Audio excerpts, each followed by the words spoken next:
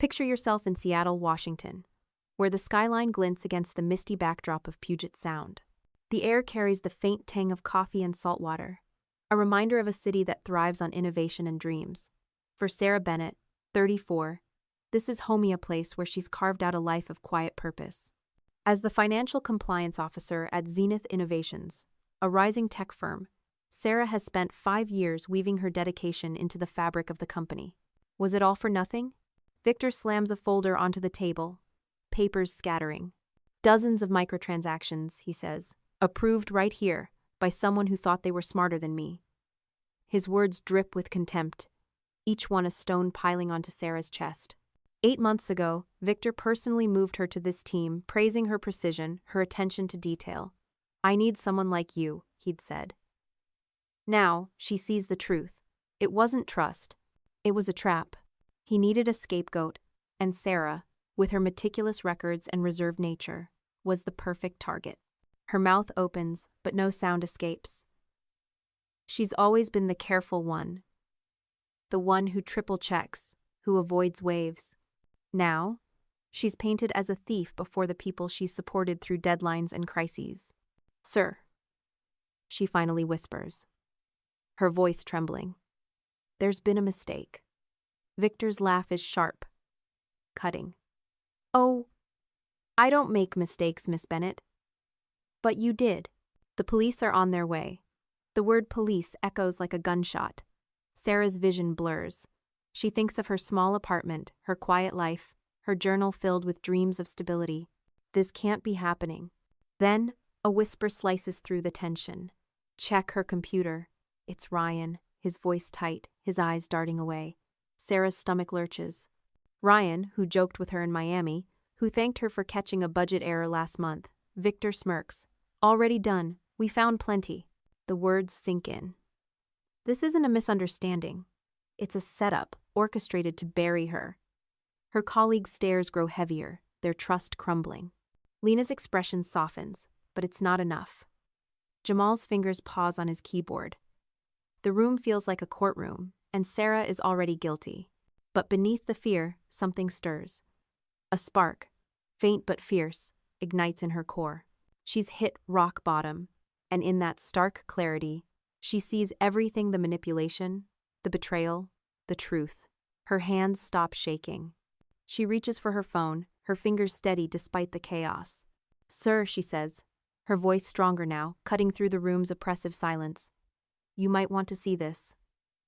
Victor's sneer falters, just for a moment. "What? A confession?"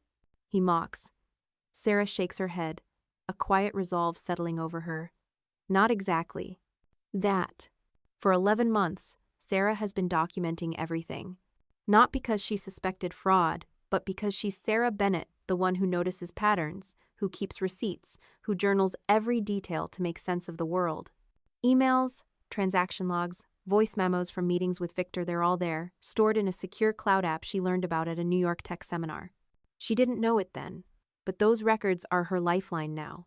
As she holds her phone, screen glowing with evidence, she feels a shift. The quiet one, the careful one, is about to speak.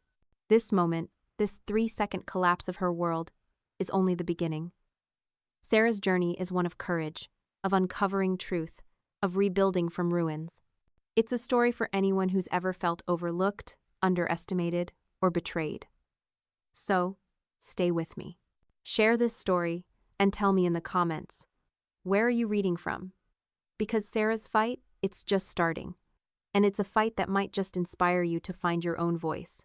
Her mornings begin with a ritual, a walk along the waterfront, journal in hand, where she scribbles thoughts beneath the cries of gulls. These pages hold her hopes, her pride in her work, her love for the team she's come to see as family. But on one Thursday morning, in the span of 3 heartbeats, that world shatters. It's 10 a.m. The conference room at Zenith's downtown headquarters hums with the low buzz of routine. Sarah sits at the head of a mahogany table, surrounded by her 12-person special projects team. There's Ryan from marketing, his tie perpetually askew, tossing out ideas with his usual charm. Lena from operations, her notebook filled with meticulous plans, nods thoughtfully. Jamal, the tech genius who speaks little but fixes everything, taps at his laptop. They're midway through a client pitch. Laughter lingering from a joke about last year's team retreat in Miami sun-soaked days of volleyball and late-night tacos under palm trees. Sarah feels a quiet pride. This team, this work, it's her anchor. Then, the door crashes open. 1. The sound jolts the room like thunder. 12 heads snap toward the entrance. 2. Victor Marshall, Zenith CEO, strides in, his face a mask of fury, eyes blazing like a storm over the Cascades. 3. His finger slices through the air, locking onto Sarah as he roars words that burn into her core. It's always the sneaky ones. Time freezes. Sarah's breath catches. Her cheeks flush, hot and stinging, as 24 eyes turn to her colleagues she's shared coffee runs with, stayed late for, celebrated with. Now, their gazes are sharp, suspicious, like needles piercing her skin. Victor's voice fills the silence, low and venomous. Someone in this room stole $2.3 million from my company. And I'm looking at you, Sarah. The accusation lands like a physical blow. Her heart pounds, a frantic rhythm against her ribs. She wants to speak, to defend herself, but her throat tightens, words trapped. 5 years of loyalty flash before her early mornings, late nights, every dollar accounted for, every report flawless. She's the one who catches errors, who ensures Zenith's finances are ironclad. Thank you, Sarah, they'd said. What would we do without you? Now, in 3 seconds, she's the enemy. The room feels smaller, the air heavier. Behind Victor, a projector hums to life, casting a spreadsheet onto the wall. A single red number screams. $2,367,412. This, Victor says, his voice dropping to a dangerous quiet, is what happens when you trust the wrong people. He paces, his polished shoes clicking like a metronome. Sarah's mind races. Financial compliance is her domain. She's the gatekeeper, the one who ensures every transaction is clean. The irony twists in her gut. 8 months, Victor continues, his eyes never leaving her. 8 months of clever hidden transactions siphoning millions. My external auditors found the pattern, he snarls. And it leads right here, to this team. To you, Sarah, our so-called numbers expert. Always so quiet. Always watching. Her colleagues shift uncomfortably. Ryan's hands fidget with his pen, avoiding her gaze. Lena's pen hovers over her notebook, frozen.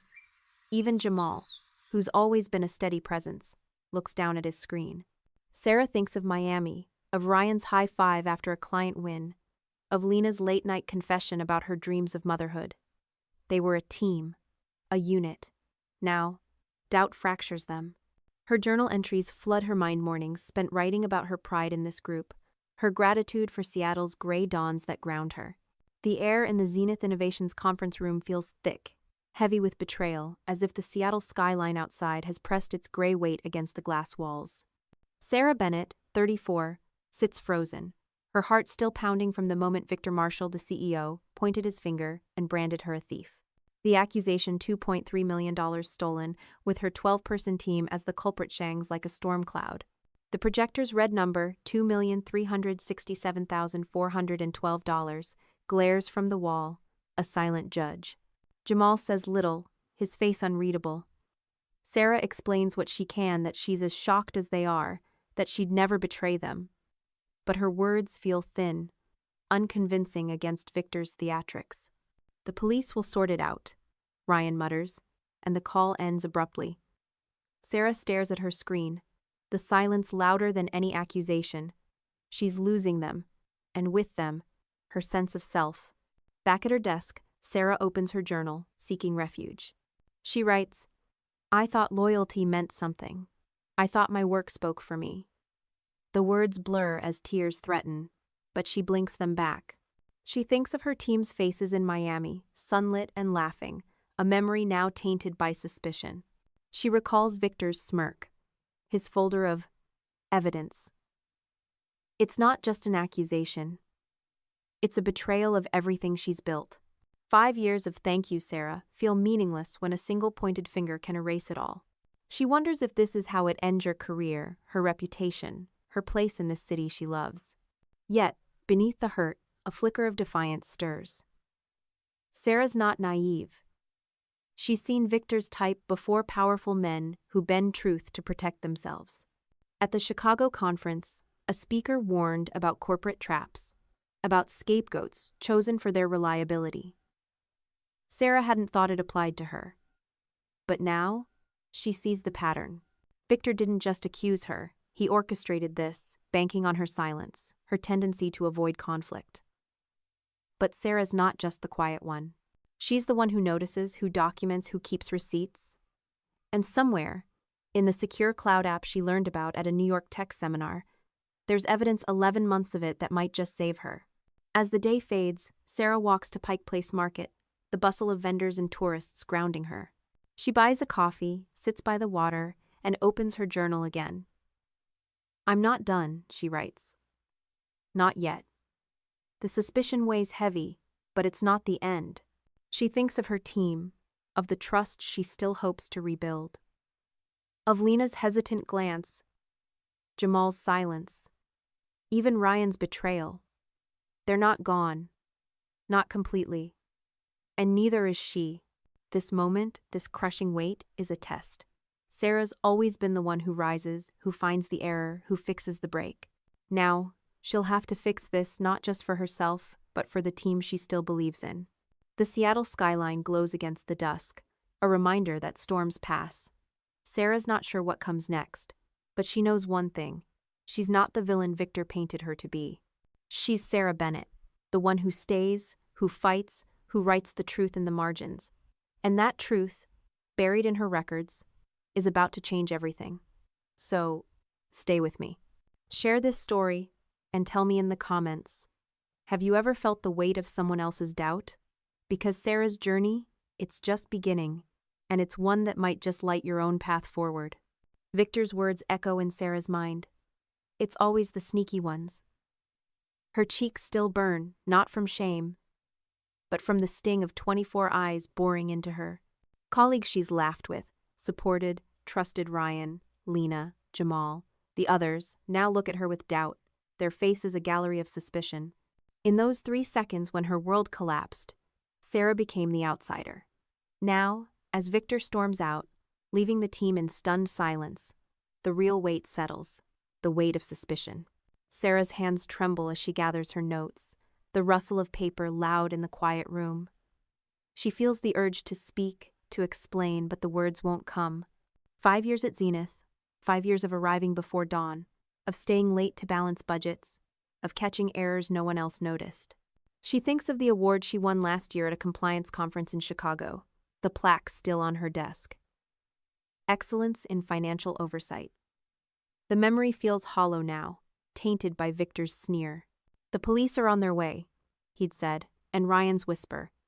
Check her computer, still cuts like a blade. Ryan, who high-fived her at the Miami retreat, who thanked her for saving his marketing budget. Now he won't meet her eyes. Lena, scribbling in her notebook, glances up but looks away. Even Jamal, the quiet tech genius who's always been her ally, stares at his laptop, his fingers still. The room empties slowly, colleagues drifting out like ghosts.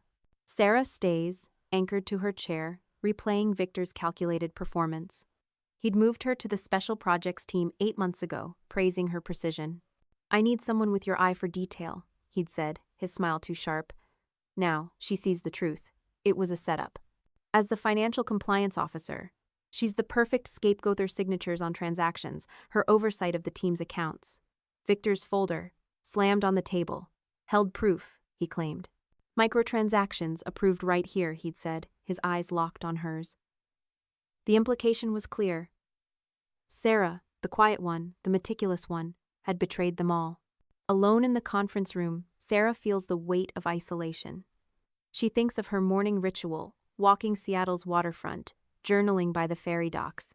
Those pages hold her pride in this team, her gratitude for their late-night brainstorming, their shared laughter. Last week, she wrote about Lena's kindness, bringing coffee during a deadline crunch. About Jamal's quiet nod when she thanked him for fixing a server crash. About Ryan's grin when she caught a budget error. Now, those moments feel like relics of a life that no longer exists. The suspicion in their eyes has fractured something sacred. She wonders if they believe Victor, if they think she could steal millions. The thought twists in her gut, a mix of hurt and anger. Sarah pulls out her phone, desperate to do something, anything, to hold the team together. She sends a message to the group chat. Virtual huddle, 2 p.m., we need to talk. It's a risk some might ignore her. Others might accuse her outright, but she can't let the team unravel.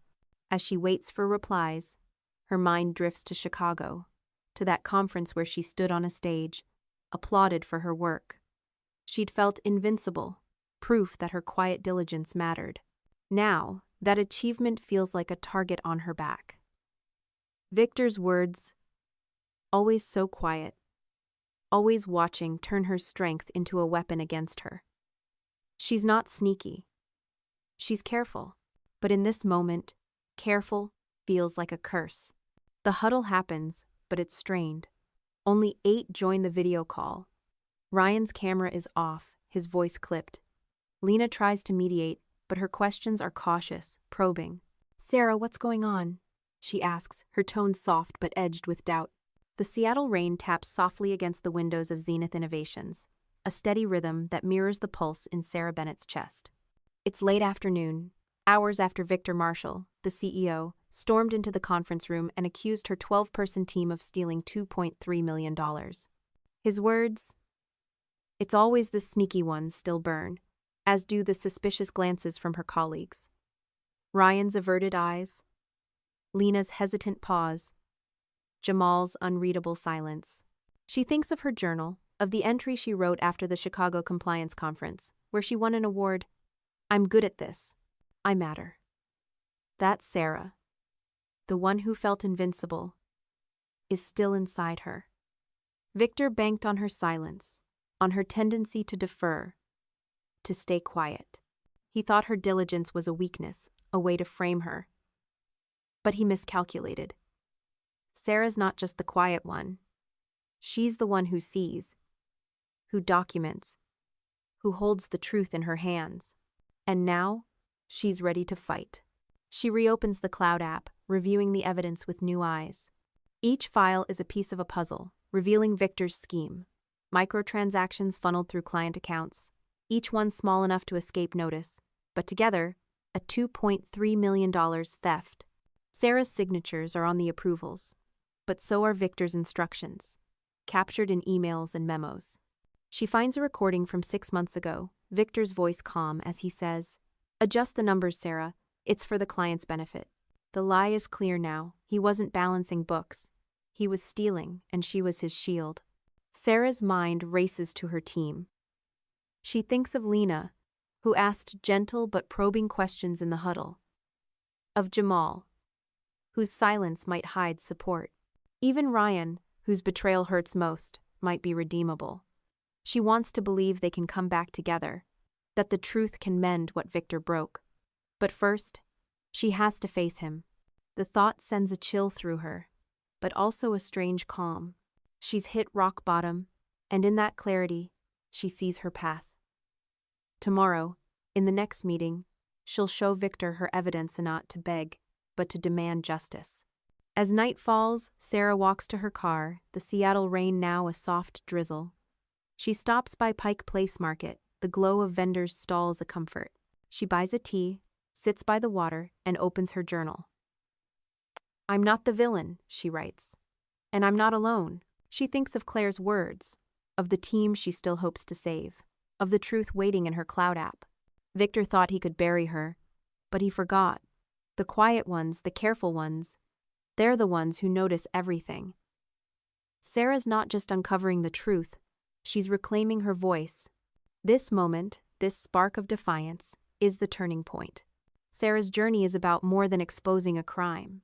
It's about discovering her strength, about proving that diligence isn't weakness, but power.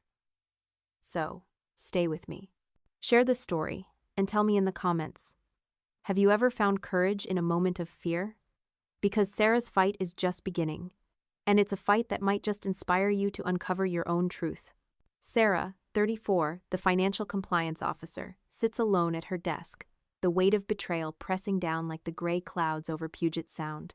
5 years of loyalty, of early mornings and late nights, reduced to a pointed finger and a folder of fabricated evidence. "The police are coming," Victor said. "Her computer," Ryan whispered, "holds proof." But Sarah isn't broken. Not yet. Beneath the fear, a spark flickers, a truth she's been guarding for 11 months. A truth that could turn the tide. Sarah's hands tremble as she opens her laptop. The screens glow a beacon in the dim office. She navigates to a secure cloud app, one she learned about at a tech seminar in New York last year. The seminar, held in a sleek Manhattan conference center, had been a rare moment of pride. Sarah, the quiet one, soaking up knowledge about data security, feeling like she belonged. Now, that app holds her lifeline, a folder labeled Zenith Records, filled with 11 months of meticulous documentation. Emails, transaction logs, voice memos from meetings with Victor, they're all there, not because Sarah suspected fraud, but because she's always been the careful one, the one who notices patterns, who keeps receipts. Her journal, tucked in her bag, is proof of that habit. Pages filled with thoughts from her Seattle waterfront walks, where she processes the world through ink. She clicks through the folder, her heart racing. There's an email from Victor, dated 9 months ago, instructing her to adjust a client billing record. "Just a clerical fix," he'd written, his tone casual. A voice memo captures him dismissing her concerns about a transaction discrepancy. "Don't overthink it, Sarah. Handle it." Screenshots show files before and after changes, each alteration backed up before she followed Victor's orders. She hadn't seen the full picture then, hadn't realized she was documenting a crime.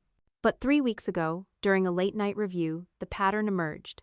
Small, clever transactions, siphoning money through accounts she oversaw, all under Victor's guidance. The realization had hit like a wave. She wasn't just a cog in Zenith's machine. She was the scapegoat. Sarah leans back, her breath shallow. The office is silent, her colleagues gone, their trust fractured by Victor's accusation. She thinks of the team retreat in Miami, the sunlit laughter, the way Ryan called her the glue of the group.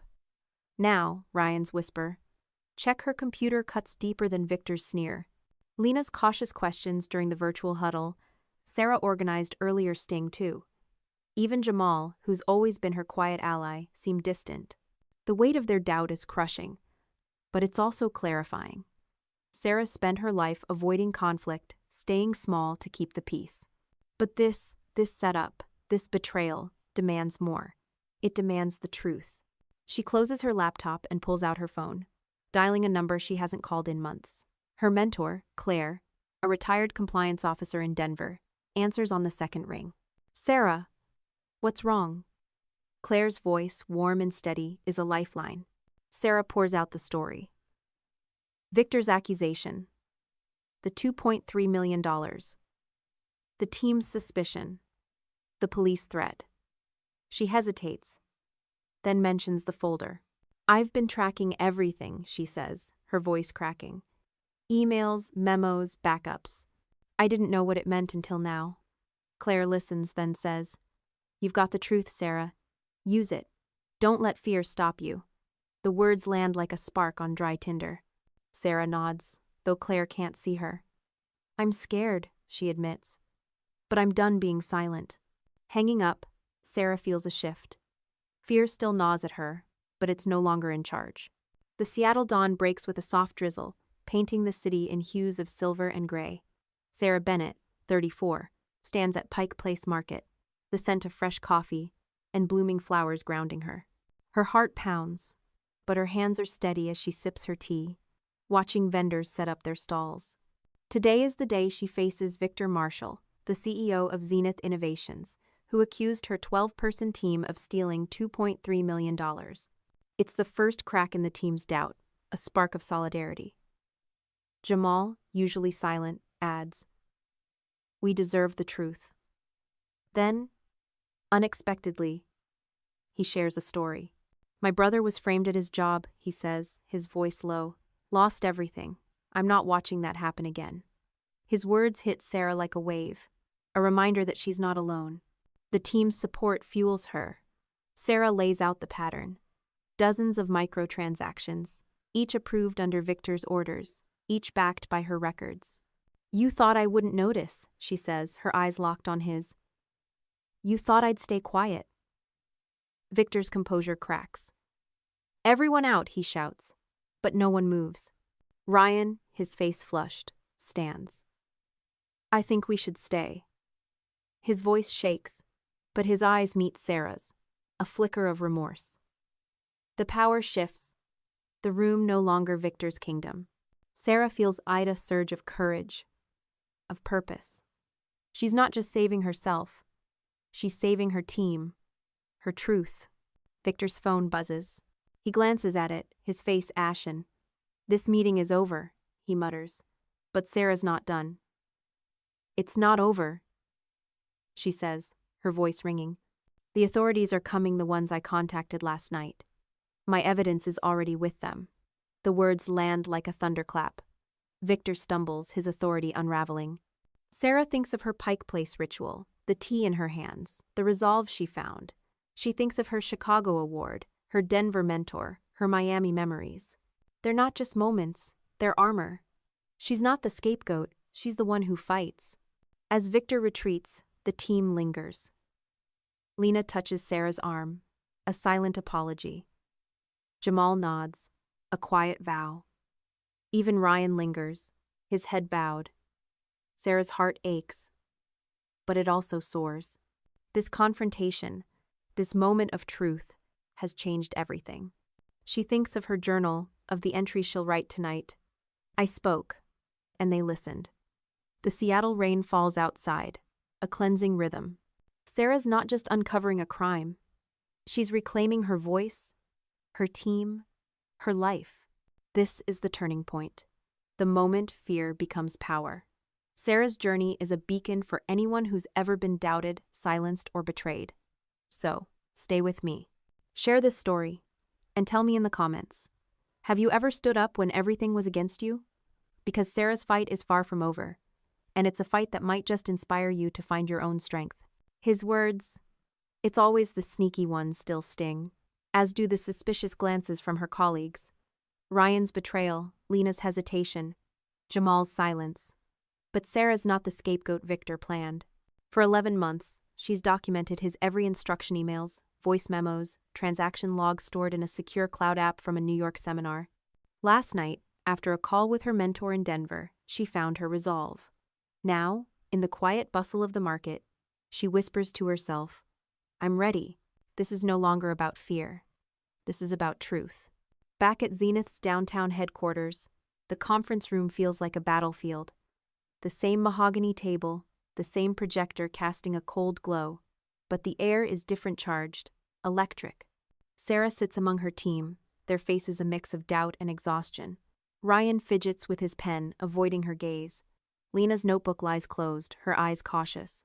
Jamal, ever quiet, watches her with a flicker of something hope, maybe. Victor strides in, his suit crisp, his smirk intact. He thinks he's won. That Sarah's diligence, her quiet nature, will keep her silent. He's wrong. As he begins, his voice dripping with authority, Sarah feels a calm settle over her. The kind that comes when you've hit rock bottom and found solid ground. Yesterday, Victor says, pacing, I exposed a $2.3 million theft, orchestrated right here. His eyes lock on Sarah, daring her to crumble. The evidence is clear.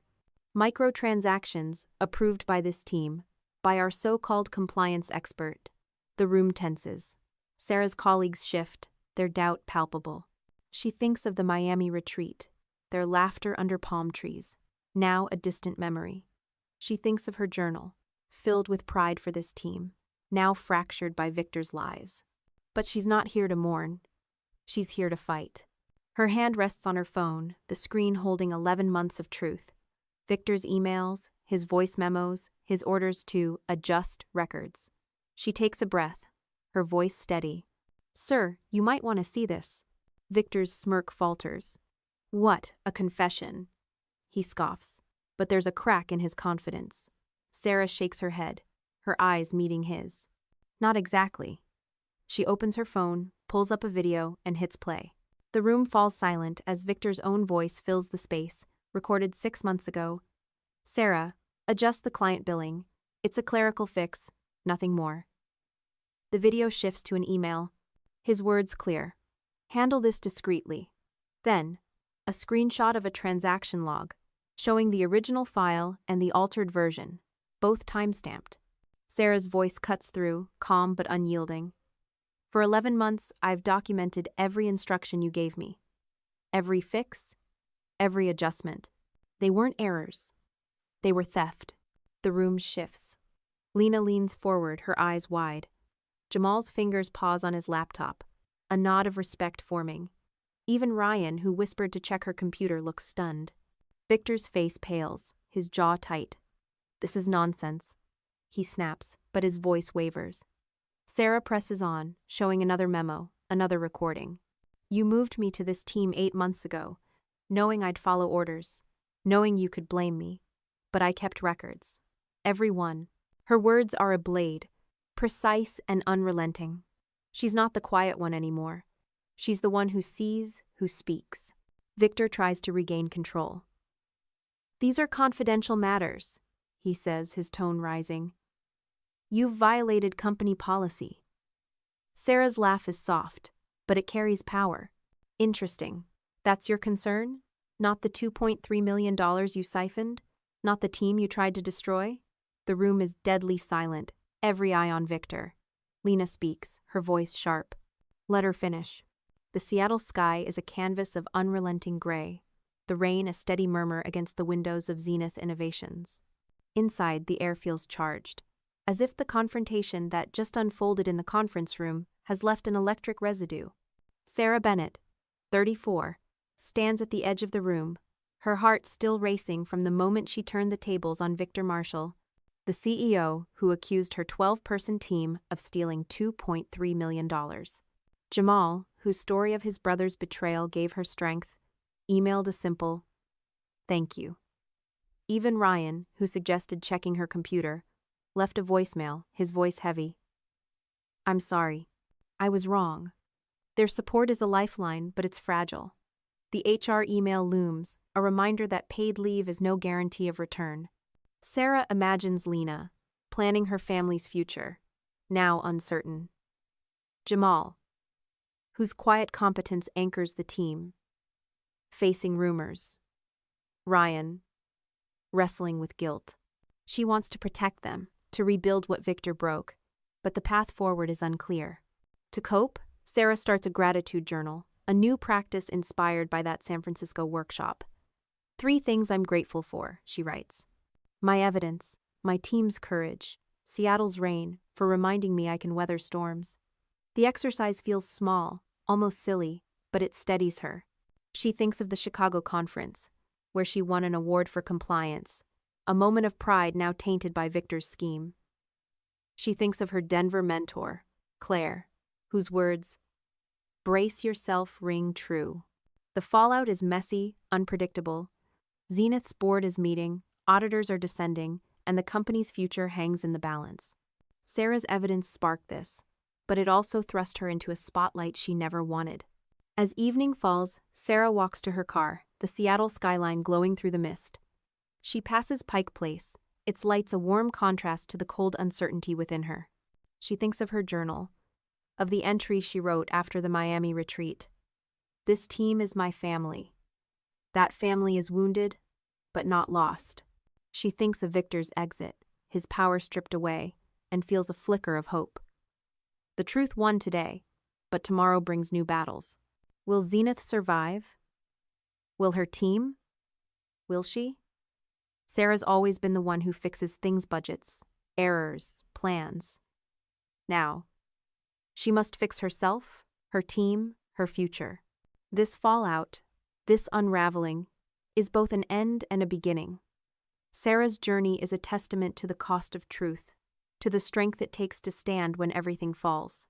So, stay with me. Share this story and tell me in the comments. Have you ever faced a moment where victory felt like loss? Because Sarah's fight is far from over, and it's a fight that might just show you how to rise from your own fallout. Her evidence, 11 months of emails, voice memos, and transaction logs, meticulously stored in a cloud app from a New York seminar silenced Victor's accusations. exposing his scheme.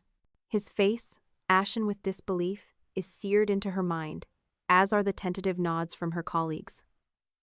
Lena's quiet support, Jamal's steadfast gaze, even Ryan's reluctant stand. But as the room empties, the victory feels hollow. The truth has set Sarah free, but the fallout is only beginning, and its weight threatens to pull her under. Sarah lingers by the conference table, her fingers tracing the polished wood. The projector, now dark, no longer displays the damning $2.3 million figure Victor wielded like a weapon. She thinks of her morning ritual at Pike Place Market, the tea that steadied her hands, the resolve she found among the vendors' calls. That strength carried her through the confrontation, but now doubt creeps in. Victor's parting words. This meeting is over. We're a retreat, but not a surrender. As she gathers her things, her phone buzzes. A text from her mentor in Denver, Claire. You did it, Sarah. Now brace yourself. The words are a warning. Exposing Victor was only the first step. The consequences are rushing toward her like the fairies slicing through Puget Sound. The office buzzes with whispers as Sarah returns to her desk. Colleagues from other departments glance her way, their eyes curious, some wary. News travels fast in a place like Zenith. She opens her laptop, hoping to ground herself in routine, but an email from HR, sent from their Boston office, catches her eye. Zenith Innovations is cooperating with an ongoing investigation, it reads. The special projects team is on paid leave, effective immediately, pending further review. Paid leave. The words feel like a reprieve, but also a cage. Sarah's team, Lena, Jamal, Ryan, the other SIS now adrift, their futures uncertain. She thinks of the Miami retreat, their laughter under starlit palms, now a fading echo. The trust they shared, already fractured by Victor's lies, faces a new test. Then, the sound of footsteps. 2 men in dark suits enter the office, their badges glinting. FBI. Sarah's breath catches. She knew this was coming. She sent her evidence to the authorities last night, as she told Victor, but seeing them here, in her workplace, makes it real. They move toward Victor's corner office, where he's barricaded himself since the meeting. Whispers ripple through the floor. Cross-state fraud, someone murmurs. Sarah's evidence, it turns out, uncovered more than Zenith's losses. Victor's transactions cross state lines, a federal offense. As the agents escort him out, his suit rumpled, his eyes avoiding hers, Sarah feels no triumph, only a strange emptiness. The man who tried to destroy her is falling, but at what cost? Back at her desk, Sarah pulls out her journal, a habit she's leaned into since a San Francisco wellness workshop last year. The workshop, with its focus on gratitude, taught her to find light in dark moments. She writes, I told the truth. Victor's gone, but I'm scared. The words spill out, raw and honest. She's scared for her team, for her career, for herself. Victor's warning from yesterday. The police are coming, echoes, twisted now. The police came, but for him. Yet, Sarah can't shake the fear of retaliation. Victor was powerful, connected. What if he has allies? What if this truth, her truth, burns everything she's built? She thinks of her team, now scattered. Lena, who stood up for her in the meeting, sent a text. We're with you, Sarah. The Seattle skyline shimmers through a veil of morning mist. Its towers a quiet promise of renewal. Sarah Bennett, 34, stands in her new office at Zenith Innovations, the space once occupied by Victor Marshall, the CEO whose $2.3 million fraud scheme nearly destroyed her and her 12-person team. Weeks have passed since Sarah's confrontation, when her 11 months of documented evidence emails, voice memos, transaction logs stored in a cloud app from a New York seminar exposed Victor's betrayal. She meets each member individually, starting with Lena. I want you as my deputy, Sarah says. Lena, stunned, agrees. Her organizational skills a perfect fit. Jamal, with his tech expertise, joins to design secure compliance systems. Even Ryan, after a candid talk about his regret, earns a role, his marketing flair valuable. Mia and Ethan sign on, their trust in Sarah renewed. Only one declines, citing personal reasons, and Sarah respects their choice. The new division, small but fierce, feels like a fresh start. Sarah thinks of her Denver mentor, Claire, who said, "Trust is earned through action." She's acting now, building a team rooted in honesty. The office, once Victor's, becomes a symbol. Sarah replaces his sleek decor with plants and team photos, including one from Miami. She hangs her Chicago award, not for pride, but as a reminder. Her diligence saved them. Yet, doubts linger. At night, Sarah journals, "What if I fail them? What if Zenith falls?" The company's stock dipped after Victor's arrest. Clients wavered, and auditors still swarm. Her gratitude journal helps. "I'm grateful for Lena's smile today," she writes. "For Jamal's code, for this office." The practice, born in San Francisco, keeps her grounded. She thinks of the Portland retreat, the laughter, the tears. Trust is fragile, but it's growing. Sarah's leadership extends beyond her team. At a Seattle staff meeting, she proposes a truth and transparency initiative, inspired by a Los Angeles panel she attended.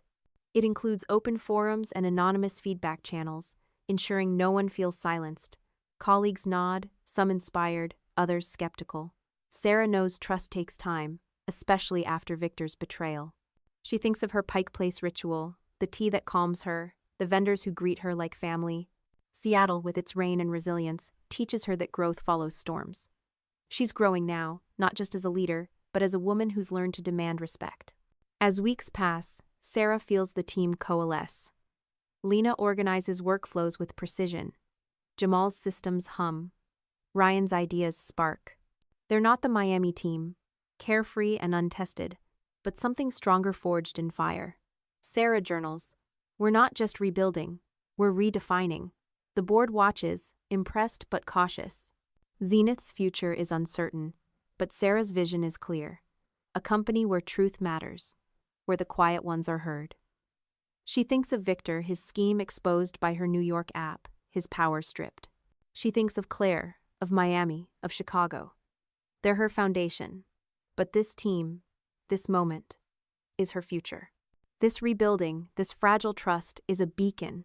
Sarah's journey shows that from betrayal, strength rises. So, stay with me. Share this story, and tell me in the comments, how have you rebuilt trust when it seemed impossible? Because Sarah's work is just beginning, and it's work that might inspire you to mend your own broken bonds. The FBI's arrival, his humiliating exit, and the team's paid leave marked the beginning of a turbulent fallout. Now, as Sarah gazes out at Puget Sound, her journal open on the desk, she feels a mix of triumph and trepidation. Victor is gone, but the wounds he left linger in her team, in Zenith, in her own heart. Today, she begins the harder work, rebuilding trust from the ruins. Sarah's fingers trace the edge of her gratitude journal, a practice she started after a San Francisco wellness workshop. "I'm grateful for this chance," she writes. "For Lena's loyalty, for Jamal's nod, for Ryan's apology." The words anchor her, a reminder of the team she's fighting for. The board's offer came yesterday, a leadership role in a new compliance division, reporting directly to them, with authority to shape its future. It's a leap from her role as financial compliance officer, a testament to her courage. But Sarah didn't accept blindly. She negotiated public exoneration for her team, hiring power, and this office, Victor's former domain. The board agreed, their signatures on the contract a hard-won victory. Yet, as she stands in this space, the weight of leadership feels daunting. Can she mend what's broken? Can she trust again? The team's paid leave ended this morning, and Sarah's first act is to gather them. Not in the sterile conference room where Victor's accusations fractured their bond, but in a new Satinga team-building day in Portland, Oregon, a 2-hour drive south. The idea came from a late-night journal entry, inspired by the Miami retreat where they once laughed under palm trees. Portland's lush forests and vibrant food scene offer a fresh start. As the team arrives at a retreat center nestled among evergreens, Sarah sees their faces. Lena, her eyes warm but cautious. Jamal, quiet but present. Ryan, his shoulders tense with lingering guilt. Others, like Mia from client relations and Ethan from tech, carry a mix of relief and uncertainty. Sarah's heart aches for the trust they lost, but she believes it can be rebuilt. one step at a time. The day begins with a trust exercise, guided by a Portland facilitator. Paired in twos, team members share a moment when they felt betrayed. Sarah pairs with Lena, who confesses, "I doubted you, Sarah. I'm sorry." Sarah squeezes her hand, sharing her own fear of losing them all. Jamal, paired with Ryan, speaks of his brother's workplace frame-up, a story that binds him to Sarah's fight. Ryan, his voice breaking, admits, "I turned on you, Sarah. I was scared." The air grows heavy, then light, as honesty clears the fog. Over lunch food truck, tacos, and local coffee, they laugh, tentative at first, then freely. Sarah feels a spark of the Miami magic, a reminder that this team, her family, is worth saving. Back in Seattle, Sarah's first official act is a company-wide town hall, broadcast from a Los Angeles studio to Zenith's offices nationwide. The board insisted on transparency, and Sarah embraces it. Standing before a camera, her Chicago Compliance Award on her desk at home in her mind, she speaks. "Zenith was tested," she says, her voice steady. "Victor Marshall betrayed us, but this team, my team, uncovered the truth. We're building a new standard, one of integrity." She announces the team's exoneration. Reading a statement the board crafted, "The special projects team is cleared of all allegations." Emails flood in, colleagues from Boston to Austin offering support. Sarah's heart swells, but she knows words alone won't heal. Her next step is rebuilding the team. The Seattle rain falls in a gentle curtain, softening the edges of the city's skyline as Sarah Bennett, 34, sits in her office at Zenith Innovations. The space, once Victor Marshall's, now bears her touch plants from Pike Place Market, a photo from the Miami team retreat, her Chicago Compliance Award framed on the wall. 3 months into her role as head of the new compliance division, Sarah has transformed the wreckage of Victor's $2.3 million fraud scheme into a foundation for trust. "We're rooting out the rot," she says, "but it takes time." The board nods, but their eyes are wary. Sarah journals, "I'm leading, but I'm scared I'll fail them." She thinks of Victor's email, of the Atlanta entrepreneurs, of Priya's admiration. The stakes are higher now, not just for her, but for everyone she's inspired. She visits Pike Place, her ritual, and buys a flower, its petals a burst of hope. "Seattle's rain," she writes, "teaches endurance." The turning point comes unexpectedly. A news alert pings on Sarah's phone. Former Zenith CEO Victor Marshall, arrested on additional fraud charges. The article details schemes at his prior firms, uncovered by her evidence's ripple effect. Sarah exhales, relief mingling with exhaustion. Victor's threat was real, but his power is fading. She texts Lena, Jamal, and Ryan. "He's done." Their replies Lena's, "We knew you'd win." Jamal's, "Proud of you." Ryan's, "Thank you," are a chorus of trust. Sarah journals, "I'm not alone. We're stronger than his shadow." Sarah's leadership evolves. She proposes a resilience fund at Zenith, inspired by the Atlanta program, to support employees facing personal crises. The board approves. A nod to her vision. She mentors Priya, plans the next Portland retreat, and prepares for a Los Angeles client pitch. The work is hard, the hours long, but Sarah feels a shift. She's not just surviving Victor's fallout. She's building something new. Her gratitude journal fills. For Lena's laugh, Jamal's code, Ryan's growth, Priya's courage, Seattle's strength. She thinks of her Denver mentor, her Chicago pride, her Miami family. They're her roots, but this team, this fight, is her future. This chapter, these challenges, are a testament to resilience. Sarah's journey shows that courage grows in the face of fear, that trust blooms in the hardest soil. So, stay with me. Share this story, and tell me in the comments, how have you faced a challenge that tested your strength? Because Sarah's path is far from over, and it's a path that might inspire you to conquer your own. Her 11 months of evidence emails, voice memos, transaction logs stored in a New York seminar cloud app brought Victor down, cleared her 12-person team, and earned her this position. The Portland Team Building Day and Los Angeles Town Hall cemented her leadership. But as she stares at her gratitude journal, a gift from a San Francisco wellness workshop, Sarah feels the weight of new challenges pressing in. Leadership is not a victory lap. It's a marathon, and the path is steep. Sarah's days stretch long, often 16 hours, as she digs into Zenith's financial records. The audits, sparked by her evidence, reveal more irregularities. Victor's scheme had roots deeper than anyone imagined, involving allies in the finance department.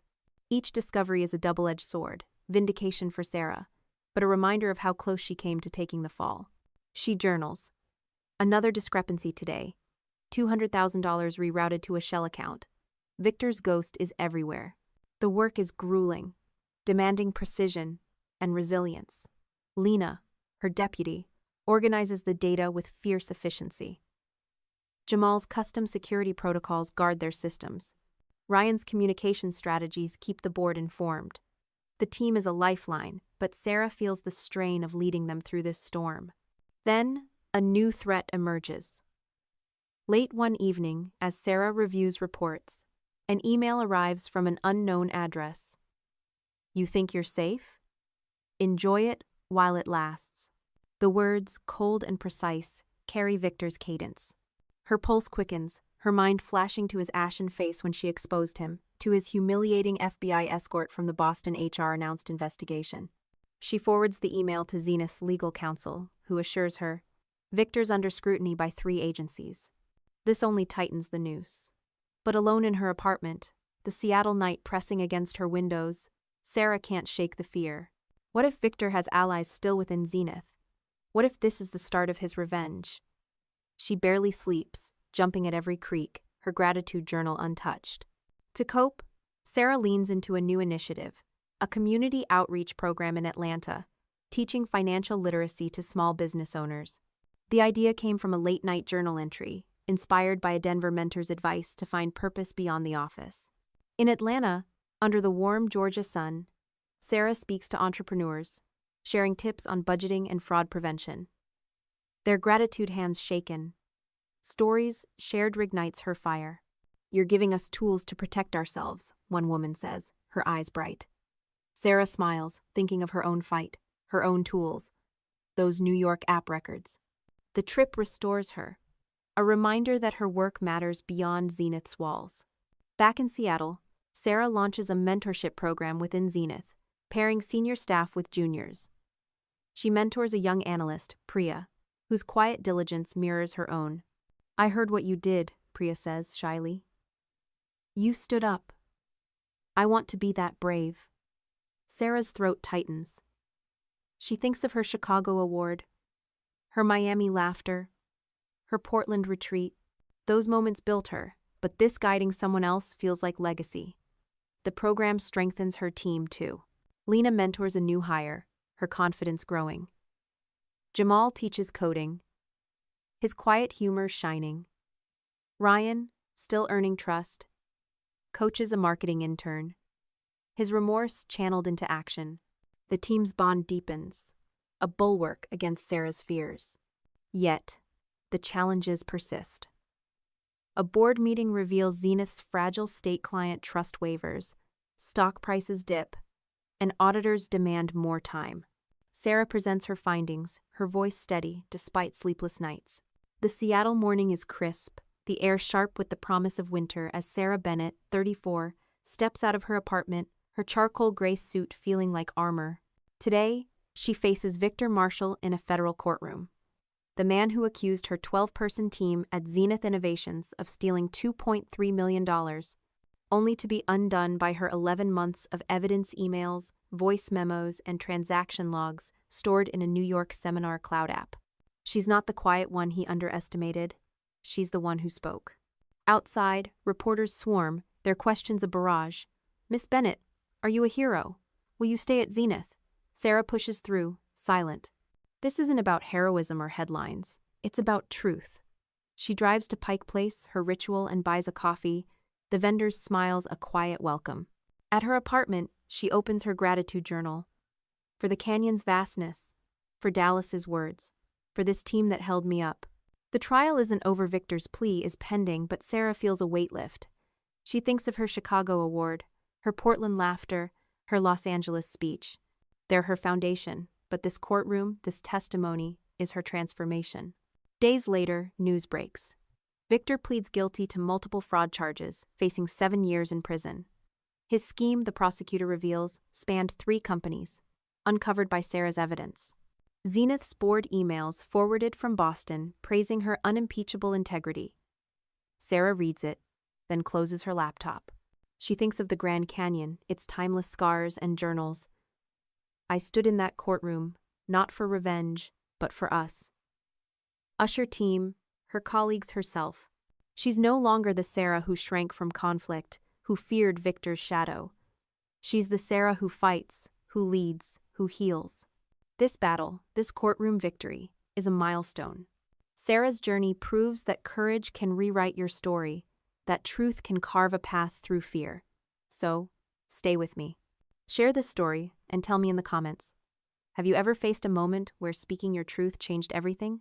Because Sarah's fight is nearing its peak, and it's a fight that might inspire you to claim your own voice.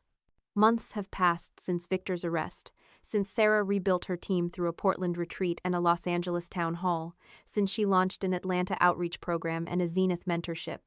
Her gratitude journal, inspired by a San Francisco workshop, has anchored her through sleepless nights haunted by Victor's threatening email. Now, as she clutches a folder of notes, her heart races, not with fear, but with a hard-won resolve. This is no longer about survival, it's about justice. And Sarah is ready to close this chapter. The journey to this moment began weeks ago, with a trip to the Grand Canyon. Sarah, needing clarity before the trial, stood at the canyon's edge, the vastness swallowing her doubts. The reds and golds of the rock, carved by time, reminded her of her own resilience shaped by Miami laughter, Chicago pride, Denver mentorship, and Seattle rain. She journaled there, "I'm not just testifying, I'm claiming my truth." Back in Seattle, a letter from a former colleague in Dallas arrived. Its words simple but powerful. "Your courage changed me, Sarah. Thank you." The letter, now tucked in her bag, is a talisman, proof that her fight ripples beyond Zenith's walls. The courthouse looms, its stone facade as unyielding as the task ahead. Inside, the courtroom is a study in contrasts: polished wood, sterile light, and the weight of judgment. Sarah takes her seat. Her team's faces, Lena, Jamal, Ryan etched in her mind, though they're not here. They're back at Zenith, holding the fort, their trust in her a steady anchor. Victor sits across the room, his once imposing frame diminished, his suit loose, his eyes avoiding hers. When he finally looks up, his gaze is venomous, a flicker of the man who called her sneaky in that conference room. Sarah expects fear, but feels nothing. Victor has no power over her anymore. The prosecutor calls her to the stand. Sarah walks forward, her steps measured, her folder of notes a shield. She swears the oath, her voice clear, and begins. "My name is Sarah Bennett," she says, "and I was Zenith Innovations' financial compliance officer." The words ground her, a reminder of her Chicago award, her Portland rebuild, her Atlanta impact. She details Victor's scheme, dozens of microtransactions, each ordered by him, each documented in her New York app. She presents emails. "Adjust this, Sarah. It's clerical." And voice memos. His voice casual, manipulative. The courtroom is silent. Every word a brick in the case against him. Sarah's not just testifying. She's dismantling the lie that nearly destroyed her. Victor's attorney rises, his questions sharp, designed to unravel her. "Isn't it convenient," he says, "that you're now a director after accusing your CEO? Was this ambition?" Sarah's pulse quickens, but she meets his gaze. "There was nothing convenient," she says, her voice steady. "I lost sleep, friends, peace. I checked my locks 3 times a night. I spoke because it was right, not because I wanted a title." The attorney presses, suggesting she fabricated evidence for gain. Sarah counters. "Every file is time-stamped, verified. I documented to do my job, not to take his." Her clarity, honed by Pike Place reflections and Denver wisdom, silences him. The jury leans in, their faces intent. Sarah thinks of her team, of Lena's fierce loyalty, Jamal's quiet strength, Ryan's hard-won redemption. She thinks of Priya, her mentee, who sees her as a hero. This testimony is for them, for the Miami nights they lost, for the trust they rebuilt. It's for the Atlanta entrepreneurs she empowered. for the Dallas colleague who wrote to her. As she steps down, the prosecutor nods, a gesture of respect. Victor's eyes meet hers. No longer venomous, but hollow. Sarah feels no anger, only closure. The Seattle sunrise bathes Zenith Innovations in a golden glow, the light streaming through Sarah Bennett's office windows, where plants from Pike Place Market thrive alongside a photo from the Miami team retreat. At 34, Sarah stands taller, her presence shaped by a year of trials. Victor Marshall's $2.3 million fraud accusation, her 11 months of evidence from a New York seminar cloud app that exposed him, the courtroom battle where she testified with unshakable clarity. The woman who once triple-checked reports to avoid mistakes now challenges the board, proposing a future fund to invest in employee innovation inspired by the Atlanta program. The board, once skeptical, approves, their trust earned through her Los Angeles speech and Portland rebuild. Sarah journals, "I'm not perfect, but I'm authentic." That authenticity shines in her mentorship of Priya, in her support for Lena's promotion, in her forgiveness of Ryan. She thinks of the Dallas letter, its words a spark. "You changed me." She's changing Zenith, too, its culture now one of openness, where the quiet ones are heard. The Las Vegas event ends with a surprise. The team presents Sarah with a plaque, engraved with Bennett standards, integrity, courage, trust. Tears prick her eyes, as Lena says, "You showed us what leadership means." Sarah thinks of Miami, of the laughter they lost, and Portland, where they found it again. She thinks of her Chicago award, her New York app, her Denver wisdom. They're her roots, but this team, this moment, is her legacy. She journals, "This is my new beginning. Not just a job, but a life where I choose who I am." Zenith's recovery mirrors Sarah's client's return, drawn by the transparency she fought for. The stock market responds, and auditors, once a constant presence, now praise her systems. Sarah's webinars from Austin grow, her story inspiring a movement.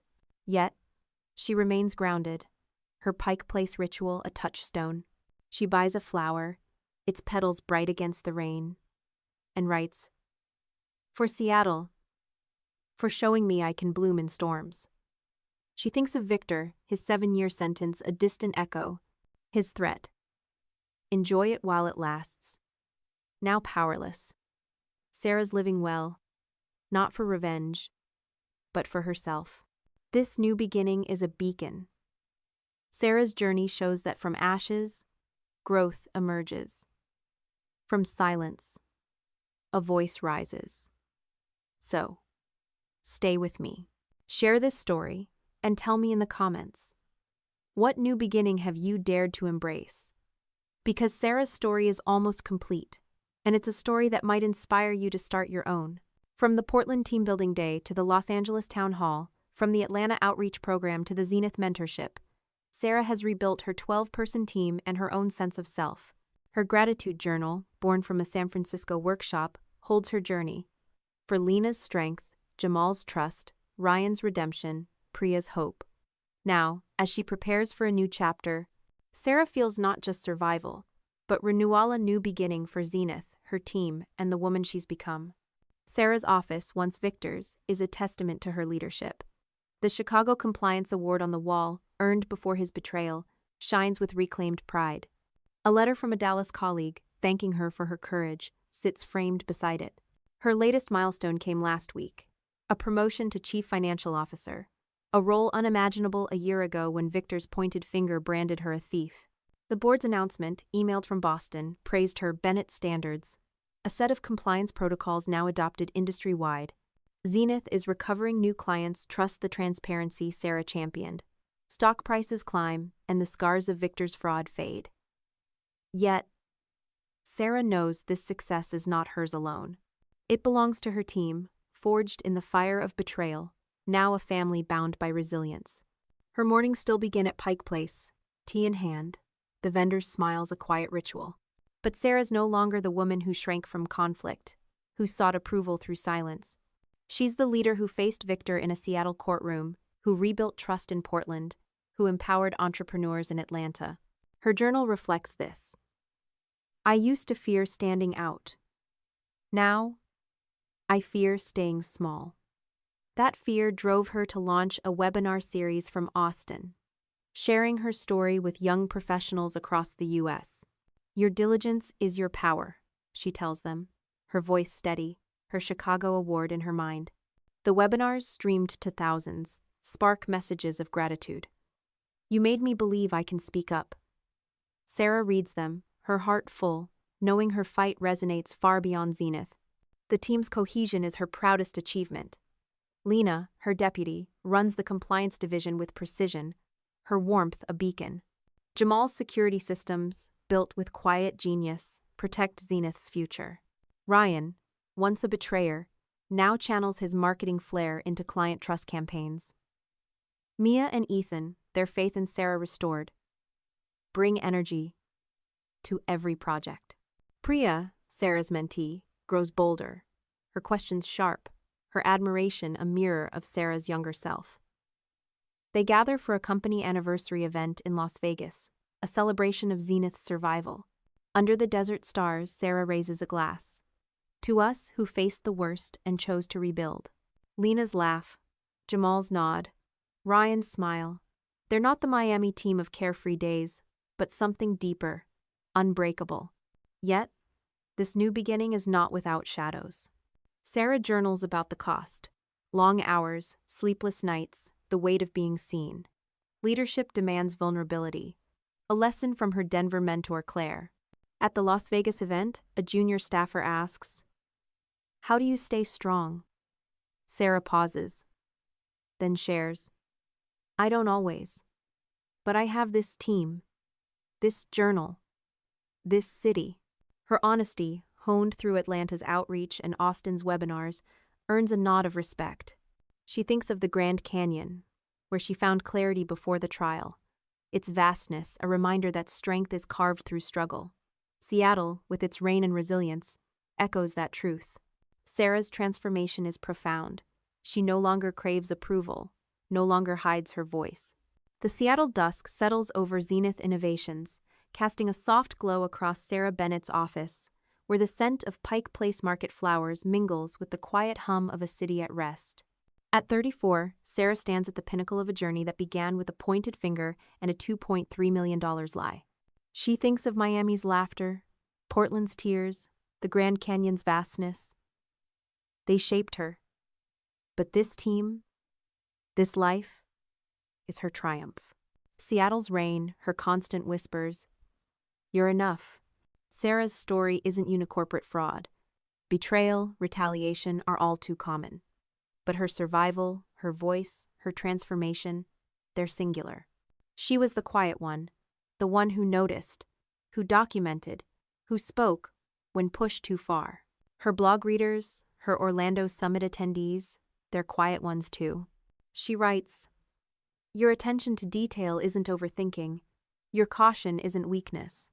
It might save you." She thinks of the Chicago Award, the Boston Board's trust, the Los Angeles speech. They're milestones, but the real victory is internal. The Sarah who no longer fears confrontation, who leads with authenticity, who knows her worth. To her team, Sarah is a beacon. Lena, now a director, says, "You taught us to fight." Jamal, whose systems secure Zenith, nods, "You're why we stayed." Ryan, redeemed, admits, "I learned courage from you." Priya, her mentee, writes a note, "I want to be like you." Sarah keeps it, a new Dallas letter, proof her impact endures. At a Seattle staff meeting, she shares her blog, her summit, her story. "We're all quiet ones sometimes," she says. "But when we speak, the world listens." The room applauds. Their trust, a tapestry woven through Portland, Atlanta, Las Vegas. Zenith, once fractured, thrives new clients, rising stock, a culture of truth, all bearing Sarah's mark. Sarah's call is universal. To the quiet ones, the ones who see patterns, who keep receipts, who hesitate but act, she says, "You are enough. Your diligence is your strength. Your voice, when you find it, can shift the world." She thinks of her Pike Place walks, her San Francisco journal, her Denver wisdom. They're her roots, but her blog, her summit, her team there, her wings. She journals. The quiet ones don't just speak. We transform. Victor thought he could silence her, but he forgot. The quiet ones are always watching, always ready. This story, this call, is for you. Sarah's journey from accusation to triumph, from silence to leadership, shows that the quiet ones hold the power to rewrite their lives. So, stay with me. Share this story, and tell me in the comments. When did you, the quiet one, find your voice? Have you faced a moment where speaking up changed everything? Join my virtual summit in Orlando, share your story, and let's show the world what the quiet ones can do. Because Sarah's story is complete, but yours is just beginning, and together, we'll prove that when the quiet ones speak, the world moves. Victor Marshall, Zenith's former CEO, accused her 12-person team of fraud, but Sarah's 11 months of evidence emails, voice memos, and transaction logs stored in a New York seminar cloud unraveled his scheme. From the Miami retreat's fractured trust to the Portland team-building day, from the Los Angeles town hall to the Atlanta outreach program, from the Grand Canyon's clarity to the Seattle courtroom where she testified, Sarah has rebuilt her team, her company, and herself. Now, as Chief Financial Officer, her Bennett standards guide Zenith's revival. Her gratitude journal, born from a San Francisco workshop, lies open. For Lena's fire, Jamal's steadiness, Ryan's growth, Priya's dreams. But today, Sarah's story isn't just hers, it's a call to the quiet ones, the ones who see, who document, who speak when it matters most.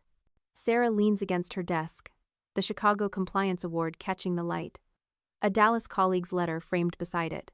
2 years ago, Victor's accusation, it's always the sneaky ones, nearly broke her. She was the quiet one, the one who triple-checked, who stayed late, who journaled by Puget Sound to make sense of the world. That Sarah feared conflict, craved approval, and shrank from the spotlight.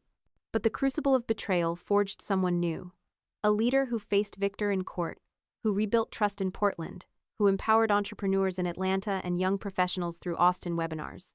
She journals, I was quiet, but never silent. I was careful, but never weak. Her journey is proof that the quiet ones, the ones who notice patterns, hold power to change, to heal, to inspire. This morning, Sarah launched a blog, The Quiet Observer, from her Seattle apartment. The first post, written after a Pike Place ritual, is raw. I was accused of theft, betrayed by colleagues, threatened by a powerful man, but I documented everything, and that truth saved me. The blog isn't just her story. It's a space for others, the analysts, the assistants, the ones overlooked, to share their moments of courage. Comments flood in. I reported my boss's harassment, one writes. I kept receipts, like you, says another. Sarah reads them, her heart swelling. She thinks of her Denver mentor, Claire, who urged her to stand firm, of the Dallas letter that called her a change maker. Her blog, like her Austin webinars, is a bridge, connecting the quiet ones across cities, across lives. Sarah's reflection deepens at Zenith's Las Vegas anniversary event, where her team honored her with a Bennett Standards plaque. Under the desert stars, Lena said, You showed us leadership. Sarah carries that moment, but also the cost. Sleepless nights, Victor's threatening email, the fear that lingered after his 7-year sentence. She journals, Strength isn't fearlessness, it's moving forward anyway. That truth drives her latest project, a virtual summit in Orlando, set for next month, where quiet one accountants, coders, dreamers will share stories of standing up. Your caution isn't cowardice, Sarah will tell them. Your notes aren't paranoia, they're power. The summit, like her Atlanta outreach, is her way of giving back, of ensuring no one feels alone. A mysterious envelope arrives, no return address, just a newspaper clipping about her CFO promotion, and a single line in Victor's handwriting. Congratulations, you won. Sarah stares at it, her pulse quickening, then sets it aside. She doesn't respond. Victor's words, once a threat, now feel small. She's won, not by his measure, but by living well, by leading Lena, mentoring Priya, trusting Ryan, building with Jamal. She journals, "Winning isn't revenge, it's becoming who I was meant to be." 2 years ago, Sarah Bennett stood in a Seattle conference room at Zenith Innovations, her world unraveling in 3 seconds. Victor Marshall, the company's CEO, stormed in, his finger jabbing the air as he accused her 12-person team of stealing $2.3 million. His words, "It's always the sneaky ones," seared into Sarah's heart, transforming her from a trusted financial compliance officer into a suspected thief before colleagues she considered family. Living well mentoring Priya, celebrating in Las Vegas with her team. Writing by Puget Sound was her answer. Her journey, from accusation to leadership, is a testament to the power of the quiet ones, the ones who see, who persist, who transform. Lena's fire, Jamal's nod, Ryan's growth, Priya's hope they're her family, proof that trust, once broken, can bloom anew. Zenith, once fractured, thrives, its culture shaped by Sarah's truth. Her story, shared from Miami to Atlanta, Chicago to Dallas, is a beacon. The quiet ones, when pushed, don't just speak, they change the world. The lesson from Sarah's journey is profound. Your quiet strength, your diligence, your observations, your persistence is a force that can reshape your life and others. Sarah's meticulous records, born of habit, saved her from ruin. Her courage, found in despair, toppled a powerful man. Her authenticity, honed through struggle, built a legacy. For the quiet ones among us, the ones who double-check, who journal, who notice what others miss, this is a call to recognize your power. Your caution isn't weakness, it's wisdom. Your silence isn't absence, it's preparation. When the moment comes, as it did for Sarah, your voice can shift the tide. In today's fast-paced world, where noise often drowns out substance, Sarah's story offers practical guidance. First, document your work, as Sarah did with her New York app. Keep emails, notes, logs not out of paranoia, but to protect your truth. A simple habit, like her journaling, can become your shield. Second, build a support network, as Sarah did with her Denver mentor Claire and her team. Find your Lena, your Jamal, even your Ryan people who challenge you, support you, grow with you. Third, embrace small acts of courage. Sarah's Pike Place rituals, her San Francisco gratitude practice, her Atlanta outreach, they grounded her for bigger battles. Start with a conversation, a question, a stand. Finally, share your story, as Sarah does through her blog and Orlando Summit. Your experiences, however quiet, can inspire others, creating a ripple effect like her Dallas letter. Sarah's journey teaches us that transformation often begins in the darkest moments. When accused, she could have crumbled, but she chose to rise. When betrayed, she could have isolated, but she rebuilt trust. When threatened, she could have hidden, but she spoke. For you, facing workplace challenges, personal doubts, or societal pressures, her story is a reminder. Your quiet strength is enough. Start today. Write that note, speak that truth, trust that instinct. Like Sarah, standing by Puget Sound, you'll find that the quiet ones don't just survive, they soar. So, share your story. Tell me in the comments. How will you let your quiet voice change your world? Because like Sarah, you have the power to begin anew. Ryan's whisper to check her computer, Lena's hesitant glance, Jamal's silence, they cut deeper than Victor's sneer. At 34, Sarah had given 5 years to Zenith, her mornings spent journaling by Puget Sound, her nights perfecting budgets. That day, as the projector glared with a $2.3 million deficit, she felt the weight of betrayal, the sting of 24 eyes piercing her. Yet, from that moment of despair, Sarah forged a journey of courage, truth, and transformation that not only saved her, but redefined a company and inspired countless others. The accusation was a setup. Victor had moved Sarah to the Special Projects team 8 months prior, praising her precision, only to position her as a scapegoat for his fraud. But Sarah, the quiet one, was never careless. For 11 months, she documented every transaction, every instruction, storing emails, voice memos, and logs in a cloud app learned at a New York seminar. Not out of suspicion, but because she was Sarathy one who noticed patterns. who kept receipts, who wrote in her journal to make sense of the world. When Victor's trap closed, her evidence became her lifeline. In a pivotal confrontation, she played a video of his orders, showed his emails, and laid bare his scheme. The room shifted. Lena's voice rose in support. Jamal shared his brother's story of betrayal. Even Ryan stood with her. Victor's power crumbled, his face ashen, as Sarah declared, "The authorities have this." The FBI arrived, escorting him out, his fraud spanning states, now a federal case. The fallout was chaotic.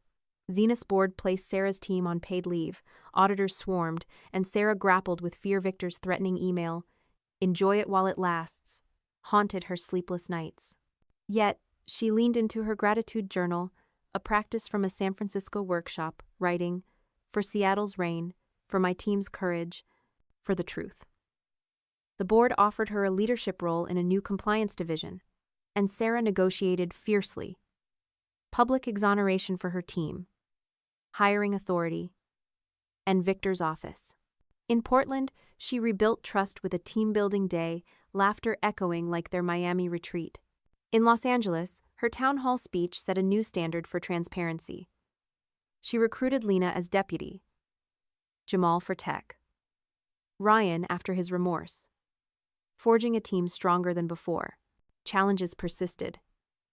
Sarah uncovered more fraud, Victor's allies lurking in Zenith's shadows. Long hours tested her, but her Atlanta outreach program, teaching financial literacy, restored her purpose. A Zenith mentorship program, guiding Priya and others, became her legacy. When Victor's arrest for additional charges hit the news, Sarah exhaled. His threat was empty. In a Seattle courtroom, she testified with calm precision, her evidence sealing his 7-year sentence. Reporters called her a hero, but Sarah, sipping coffee at Pike Place, knew this was about survival, not glory. Her promotion to CFO, the Bennett standards, adopted industry-wide, and Zenith's recovery new clients, rising stock were triumphs, but the real victory was internal. The Sarah who once feared confrontation now led with authenticity, her voice clear, her heart open. A year after the accusation, Sarah launched The Quiet Observer, a Seattle-based blog sharing her story and others. Her Austin webinars and upcoming Orlando summit invite quiet ones, those who document, who hesitate, who act to speak.